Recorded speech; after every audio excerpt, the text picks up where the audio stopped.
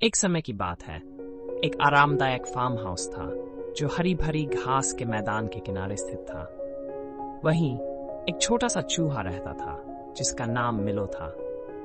हालांकि वह बहुत छोटा था, लेकिन उसका दिल बहुत बड़ा था और उसमें जिज्ञासा कूट कूट कर भरी हुई थी। एक दिन सुबह के समय जब मिलो खलिहान के पास खाने के टुकड़े इकट्ठा कर रहा था, तो उसने छाड़ी के पीछे से एक हल्की सी सिसकने की आवाज सुनी। आवाज की ओर बढ़ते हुए उसने एक छोटे से पक्षी बेला को घायल अवस्था में पाया। बेला का एक पंख घायल हो गया था और वह बहुत चिंतित और डरी हुई लग रही थी। चिंता मत करो बेला, मिलो ने प्यार से कहा, मैं तुम्हारी मदद करूंगा। उसने बेला को अपनी दोस्त डेजी के पास ले जाने का फैसला किया।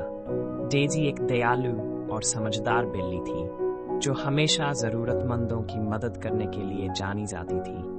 डेजी ने बेला के पंखों को ध्यान से देखा और कहा, अगर तुम कुछ दिन आराम करोगी और थोड़ी देखभाल करोगी तो जल्द ही फिर से उड़ने लगोगी। जब बेला आराम कर रही थी तो मिलो उसके साथ रहा। वह उसे मजेदार कहानियां सुनाता और खुशनुमा गाने गाता, जिससे बेला का मन प्रसन्न हो जाता और वह दिन ब दिन बेहतर महसूस करने लगी। कुछ ही दिनों में बेला की चोट ठीक हो गई। एक सुंदर सुबह उसने अपने पंख फैलाए और आकाश में ऊंची उड़ान भरी। जाने से पहले बेला ने मिलो के लिए एक मधुर गीत गाया जो खुशी और आशा से भरा हुआ था। उस दिन के बाद मिलो को यह एहसास हुआ कि दुनिया में सबसे छोटा जीव भी हीरो बन सकता है।